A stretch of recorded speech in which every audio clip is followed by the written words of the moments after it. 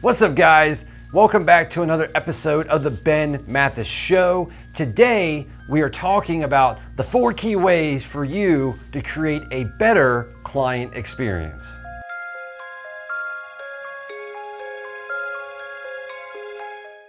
Now, this is a topic that is near and dear to my heart because I feel like businesses in general, especially the real estate industry, which I am in, they are moving away from creating better client experiences. Not every business, just the vast majority. They've become so hyper-focused on shareholder profit or growth numbers or net revenue that they have forgotten about the people that allow us to create those numbers. So these are 4 key things that we've instituted within my team and I hold to personally that I found worked really well.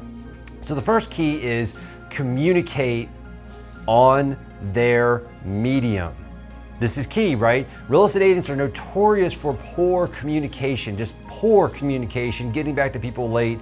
There's so many studies that have been done on sales reps in general, but real estate agents kind of take the cake on this one, unfortunately, where we are slow to communicate with our people. And what I have found is that we've gotten really, really poor at communicating with people in the fashion they want to be communicated with, right? So think of when you talk to somebody, asking them the question, how do you want me to communicate with you? Not just how much or how often or when, but how would they like to be communicated with? We have clients that do not like to talk on the phone. They hate a phone call. And I've run into too many agents recently who have just held the line, I'm only going to talk to my clients on the phone.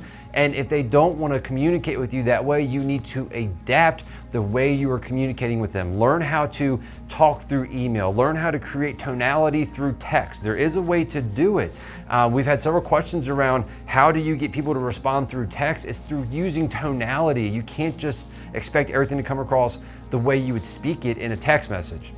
So communication's huge. Communicating on their medium, their platform that they want to communicate on, I would say is huger, if that's a word, huger, hugest.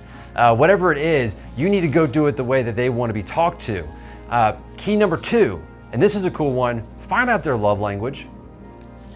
Back it up for a second, maybe find out your love language first. How do you like to be communicated with? How do you like to feel loved from someone? Too often we're out there showing people love through our lens and not their lens. And this is a really key thing to learn, not only for your business, but if you have a team, if you have a spouse, if you have children, learning out how they find affection or love, and not in the way of saying we're trying to get with our clients or anything like that. I know where y'all are going with this. It's all about how do we show them that we appreciate them. That's how I view this, is if someone's love language is receiving or giving gifts, then how am I doing that for them? How am I showing up for them? So it's a really great, powerful question to apply. And there's free assessments online you can take around this too. So Gary Chapman wrote the book on the 5 love languages. Go read it if you haven't, because it's super powerful. Again, not just for business, but for all of your relationships in your life. The third thing that we have found that's a key to create a better client experience is being proactive instead of reactive. Proactive instead of reactive. And I have a little process I run to this. So if you know me by this point or you follow me for any length of time, I'm very sequential in my thinking. I like to think of things, how do we get from A to Z? Too often I find people start at Y and then they're like, that's how I'm gonna get to Z. And it's like, no, let's start at A, figure everything how the dominoes are going to fall and work our way through the solution. So the first thing that I do all the time, this sounds like a no-duh statement, but too often this doesn't happen, is ID the problem. ID the problem. Figure out what the problem is. Too often we'll have these conversations, and one of my favorite things to say to people is, I think you're looking at the symptoms and not the disease itself, right? So if we're not figuring out how to cure the disease, we're just gonna fix a symptom of it. And within a real estate transaction, there's often a lot of things going on and it shoots off these red herrings and we're like, oh, that's the problem. And we go chase that down and then we come back and there's 7 more problems because we didn't hunt down the real problem. So take time to figure out what's the real problem here. The next thing I like to do is figure out 3 solutions. I get 3 solutions, right? And the way I do this is I think in terms of a spectrum. So I go worst case scenario, this is the worst case solution, this is the one I don't want to have happen, and I'm ready for it and my clients will be ready for it. This is the best case. This is if everything goes right. This is where the magic and the pixie dust comes out and everything is perfect in the world and we nail it and it's all beautiful and unicorns and rainbow, blah, happiness, right? That's nirvana right there. So I have my worst case, I have my best case, then we go in the middle. That's where we'll probably land at. So think in terms of a bell curve, most likely we're gonna land somewhere in the middle. And I'm okay with that because now I know what my worst case is, I know what my best case is, and I know what I'm shooting for here in the middle. Now here's the key part of all of this. Now that I have all that figured out, I've done my research, I know my problem, I have my best case, worst case, most likely solutions, now comes the presentation. So the first thing we do is we go in and we say, here's the challenge. Here's what we're up against. Here's the problem that we have identified. Here's the action I've already taken. This is important. You have to go in and say, this is the action I have already taken because I am proactive, not reactive. Say that with me, write it down, highlight it. I am proactive, I am not reactive. After that, I'm gonna lay out my 3 solutions. And I always start with the worst case scenario, right? If you start with best case and then bring them down, that's no good. I'm gonna start at the worst, I'm gonna give them the best, and then I'm gonna say, this is what I think will most likely happen, but here's all of the scenarios on the table. And then I ask for their thoughts and how they feel about it and what they would like us to do. And normally, because I've already been proactive, not reactive, we've already got a solution in place that they're okay with. And my next promise is I'm gonna let you know if I hear anything else. We have gotten so many reviews because we handle problems in this way. Instead of dumping it in the client's lap and saying, hey, here's a problem, what do you think we should do? And they're looking at you going, well, why the heck am I paying you if you're gonna make me solve my own problems? I should just do it myself, right? So earn your paycheck, go out and solve the problem beforehand. Bring them something tangible back that helps them understand what's going on and where to go from there. Because remember, you are their real estate agent in this, their consultant, their person who's guiding them through. So you need to come back with solutions. Now, the 4th key to building a better client experience is something I'm probably going to expand on down the road. I've gotten several questions around this, and I'm seeing it come up interestingly in different conversations around clients. And the one thing that I found to be really helpful for us is getting out of a transactional mindset, okay? Get out of the unit number mindset, get out of the transaction number mindset, and get into a relational mindset. Get out of that transactional model where everybody's just a unit number and then it's like in a vacuum where you help them go under contract, close, off to the races to the next one. Start thinking in terms of long-term transactions. So think of a long story arc with you and them. How can I build a better relationship with them throughout this?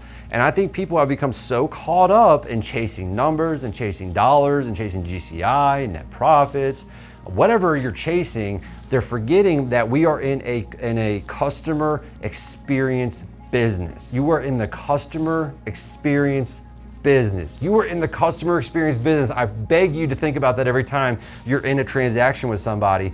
Get out of that transactional mindset, move into a relational mindset. So the way to do that is to stop thinking in terms of just that one transaction. Start thinking long-term. Start thinking, how can I build a deeper relationship with this person? You are at a very important juncture in their life, right? This is a huge deal. It is the biggest purchase of their life. Hands down, bar none, they're not gonna spend any more money. Oftentimes, $250,000, $500,000, several $1,000,000, whatever they buy, it's a lot of money to that person. So pay attention to that moment, be there for them, build the deep relationship, and then build that relationship afterwards. That's how you build a long-term business in the world in general, but especially within real estate. So really dig in and switch that mindset from transactional to relational.